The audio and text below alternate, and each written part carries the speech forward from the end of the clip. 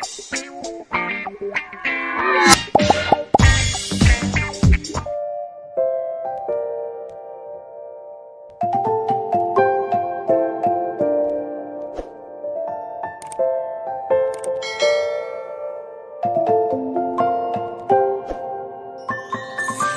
many places still undiscovered, but you're stuck in a blast of yesteryear.